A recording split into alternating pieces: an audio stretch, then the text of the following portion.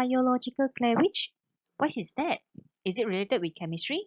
So we know the cleavage furrow in the cell, and then after sperm and ovum fertilize, it will become zygote and continue cleavage, and then form a more complex structure or more complex cell until it becomes embryo.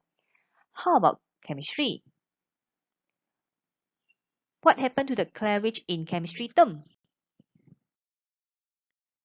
This video is about reaction in organic compound. So we are going to explain the covalent bond cleavage, homolytic, heterolytic cleavage, and then differentiate between homolytic and heterolytic cleavage, and have to check the stability for the product form. Reaction of organic compound. All chemical reaction involve bond breaking and bond making. So under covalent bond cleavage or breaking bond, there are two types. The first one is homolytic cleavage. The bond breaking between two orange, then it will become two identical orange based on this diagram. For heterolytic cleavage, after the breaking bond or cleavage happen, then it will produce one apple and one orange, which are two different fruits. Let's check. Homolytic cleavage happen in a non-polar bond between two atoms of similar electronegativity. So, a single bond breaks symmetrically into two equal parts, leaving each atom with one unpaired electron. As we know, one bonding equal to two electrons. So for this homolytic cleavage, it will break equally, and then each atom will take one unpaired electron. So it will form the free radical. Example, by using X2, seems like halogen, Br2 or Cl2. Okay, one electron move to X1, another electron move to X2, and then this reaction must with the help of UV, then only can form two free radicals. Without the help of UV light, okay, the reaction is not happen. Okay, then a free radical, so the free radical is represented with the dot. It's represented with the dot, not circle. Okay, it's the dot like this. Heterolytic cleavage. So it happened in a polar bond between two atoms of different electronegativity. A single bond breaks unsymmetrically. Both the bonding electrons are transferred to the more electronegative atom, and it will form cation and anion. So based on this example, we check A is more electronegative. That's why the electron will move to A. Okay, both of the electron will move to A because as we know, one bonding equal to two electrons.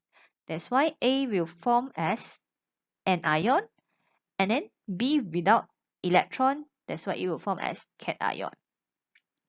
If B is more electronegative, then both of the electron will move to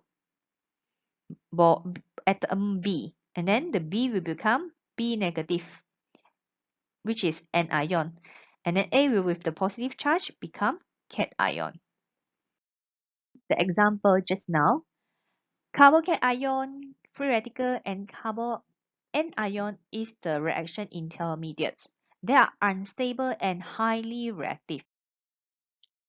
Okay, let's check for carbocation first, also called as carbonium ion. Positive charge on a carbon atom, formed in heterolytic cleavage. Based on this example, CH33CCl, chlorine is more electronegative. That's why the pair of electron will go for chlorine, and then it will become chlorine anion. Then the carbon over here will become positive charge, so this is carbocation. So chlorine more electronegative. That's why the CCl bond is polar. So the CCl bond breaks symmetrically. Both the bonding electron are transferred to chlorine atom to form anion and carbocation. Next, carbon anion is a negative charge on a carbon atom formed in heterolytic cleavage. So it forms, okay, when the carbon is more electronegative than lithium. So and then the carbon will form carbon-cation with negative charge and lithium with positive charge cation. So let's check. Carbon is more electronegative than lithium. Yes, that's why the CLI bond is polar. So the bond between C and Li, the lithium is polar. Then the CLI bond break heterolytically because the electron, both of the electron will go for carbon atom and then form carbon anion, and the lithium will become cation. How about free radical? Free radical is species with unpaired electron formed in homolytic cleavage. So look at this example. Chlorine molecule with the help of UV. So it will form two chlorine free radicals. Represent the free radical with a dot. Okay, this is another example for ethane. So one of the electron to this carbon, another one electron move to this carbon. So then the electron represent with the dot. So there are two methyl free radicals. Now we are going to discuss about the stability of carbocation, carbanion, and free radical. So if you still remember our previous video, we learned how to classify the class of carbon and class of hydrogen. The concept more or less the same. So now we have to classify the three intermediate to primary, secondary, and tertiary. First, we have to know the carbocation stability is depends on alkyl group.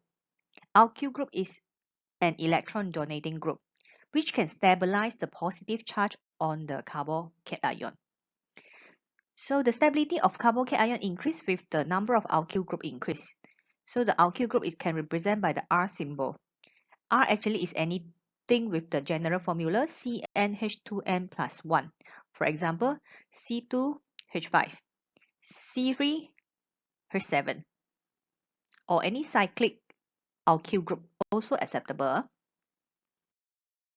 So based on this example, so there is no carbon attached to this C, so this is methyl cation. This one attached with one alkyl group, so primary carbocation. Attached with two alkyl groups, secondary carbocation. This attached with three alkyl groups, that's why it's tertiary carbocation. So if you notice, right, when the class of carbocation increase, the stability increase. Why? Because due to the number of alkyl group increase, so the electron donating group effect increase, so will increase the stability. Conversely, carbanion stability is different with carbocation. It's different, opposite. The alkyl group electron donating group destabilize the negative charge of the carbanion. But the halogen, which is electron withdrawing group, stabilize the negative charge of carbanion.